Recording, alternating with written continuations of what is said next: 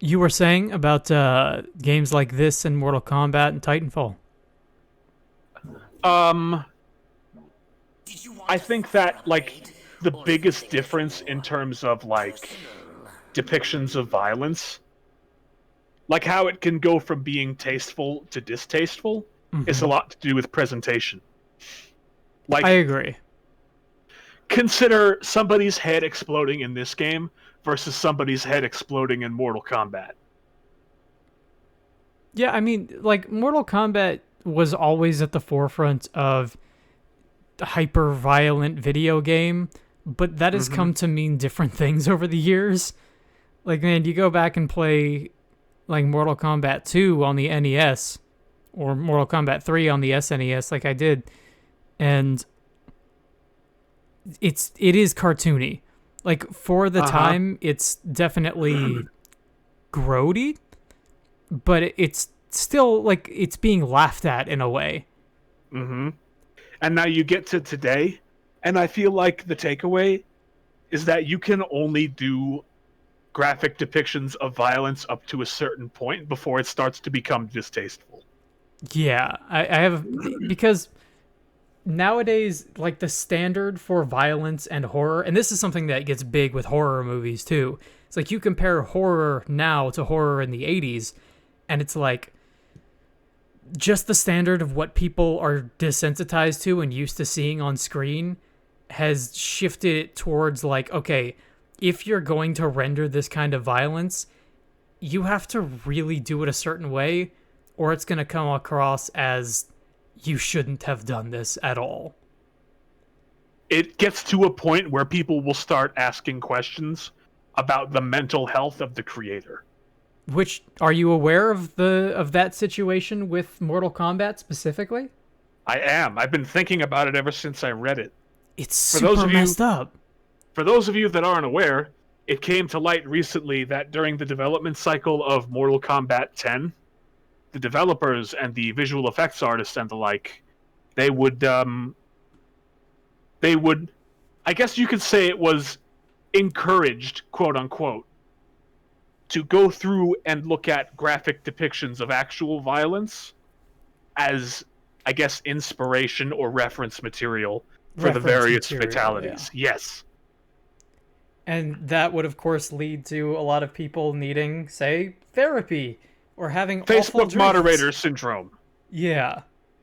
It's like, oh hey, turns out some of this stuff you either get desensitized to or you never get desensitized to it and it fucks you up. Mm-hmm. And similar to our conversation about The Last of Us, you have to wonder up to a certain point, hey, is your video game about fighting people like worth putting your employees through needing therapy? Probably not. And more importantly, like on that similar token, is your game about fighting or is it about murder? Yeah, there's a Because huge difference.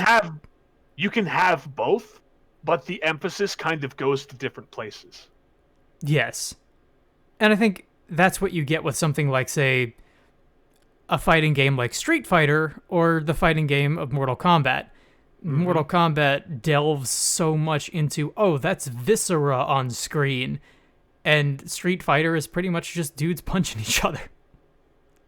And the reason Titanfall 2 comes into it, and like I guess it's kind of what sparked me thinking about this whole thing, Yeah. is you play Titanfall 2, right? And you have these moments where a dude gets fucking stepped on or ripped out of the cockpit of his mech and crushed between robot hands. Or you shoot him with a plasma gun and he fucking explodes. That all sounds pretty nasty, right? Mm-hmm. But it comes from this sort of place of like early 2000s sort of shooter vibe where they just explode in a cloud of blood and generic meat chunks. Well, it's pulpy comic book violence. Exactly.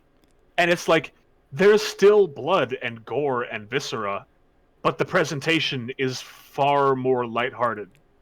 If you are laughing at the violence and you get the impression that the violence is not cruel, then you're doing it well.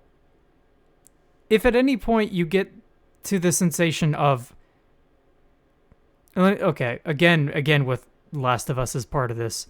If at any point you feel maybe a sickness in your stomach, a line has been crossed that probably ought not to have been. Mm-hmm. Some level of taste, let's say, should have been employed at some point in the creation of said media. Easily. And the reason that, like, I guess my thought process when I was playing Titanfall 2 and I ran into these things is like, yeah, sure, generic meat chunks. But the breaking point would have been like, so if you blast the dude with the L star and he explodes because it's an energy weapon, if you see like a bloody head and spinal column fly out, jaw slack, one of the eyeballs missing, that's in poor taste. But you know what's not in poor taste?